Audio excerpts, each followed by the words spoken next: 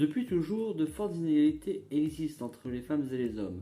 En effet, plusieurs exemples de l'histoire nous montrent que nous vivons dans une société inégalitaire, que ce soit économiquement, socialement ou moralement. Prenons juste un exemple concret que tout le monde connaît. La Première Guerre mondiale.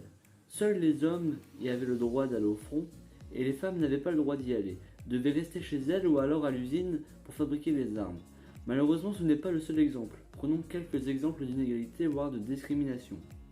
Au début des années 1940, les femmes n'avaient pas encore le droit de voter, seuls les hommes en avaient le droit. Ce n'est que le 21 avril 1944 que le général Charles de Gaulle octroie par ordonnance, dans le cadre du gouvernement provisoire d'Alger, le droit de vote aux femmes françaises. Il a tout de même fallu attendre un siècle après l'instauration du suffrage universel masculin en 1948 avant que les femmes n'aient le droit de voter. Dans les années 1960, la femme était encore considérée comme une personne totalement dépendante de son mari. En effet, elle devait avoir l'autorisation de ce dernier pour exercer un travail, participer à une activité, etc. Ce n'est seulement que le 13 juillet 1965 que la loi 65-570 décrète le fait qu'une femme peut exercer un emploi librement sans avoir l'autorisation de son mari, ou bien même ouvrir un compte bancaire sans en avoir l'autorisation, etc. C'est une réelle avancée dans les mœurs de l'époque, on commence bel et bien à avoir un changement de la mentalité dans la société. Les femmes n'avaient pas non plus le droit d'avorter en cas d'accident. En effet, si elles tombaient enceintes, elles devaient à tout prix garder l'enfant sans même connaître leur avis. Mais les choses ont évolué.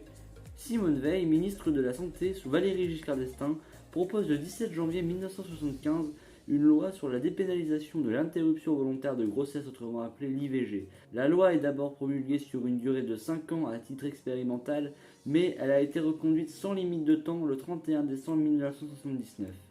Le vote de cette loi est précédé par différents épisodes de la vie politique liés directement ou indirectement à l'interdiction de l'avortement, comme la légalisation de la contraception en 1967, le manifeste des 343 en 1971.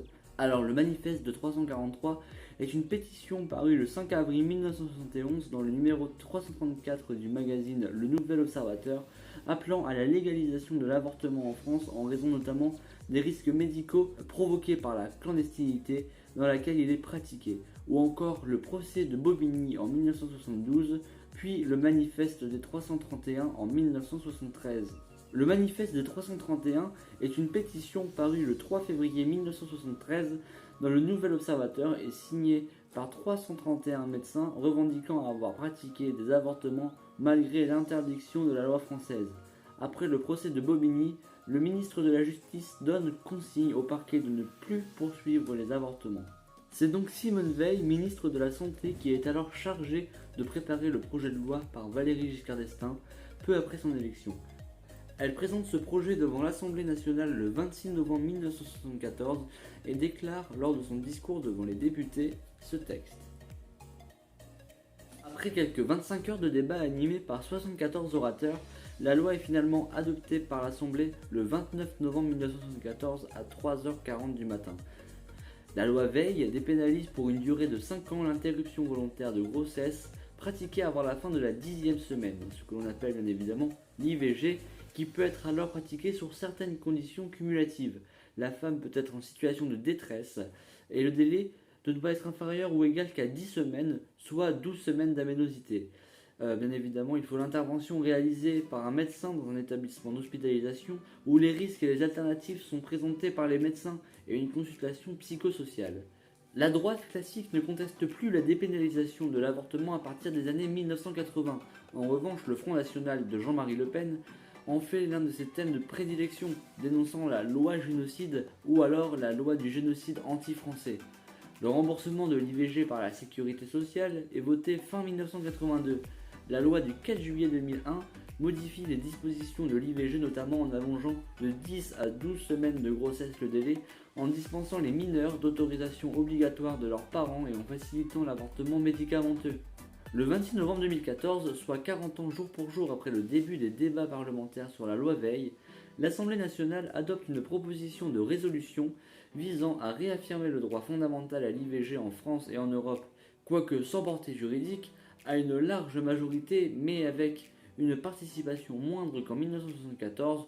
En effet, nous avons 389 votes exprimés sur 490 députés, en 1974, 150 votes exprimés sur 577 députés. En 2014, 143 voix pour, 7 voix contre. Et enfin, le texte de loi du 2 mars 2022 allonge de 2 semaines le délai légal pour avoir recours à l'IVG, qui est donc proscrit de 12 à 14 semaines de grossesse. Il suit l'une des préconisations formulées par 2 députés dans leur rapport à l'accès à l'interruption volontaire de grossesse. Ce rapport, remis en septembre 2020, constate que les femmes sont encore concernées par le dépassement du délai de 12 semaines. Au moins 2000 patientes seraient contraintes chaque année de se rendre à l'étranger pour cette raison, notamment en Espagne, au Royaume-Uni ou aux Pays-Bas, des situations personnelles complexes et à la fermeture d'établissements de santé provoquant l'avortement, expliquant en partie ces départs vers l'étranger.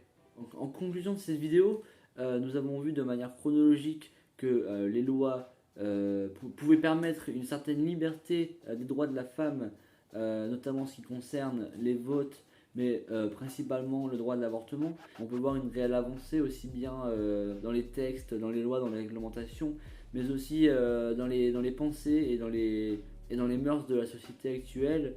Donc de nos jours, on ne serait plus sur la cause des LGBT, pouvoir exprimer une certaine liberté fondamentale en fait, et le droit de se faire valoir en tant que tel. Donc j'espère que cette vidéo vous aura plu, je vous remercie, et puis je vous dis à bientôt. Au revoir.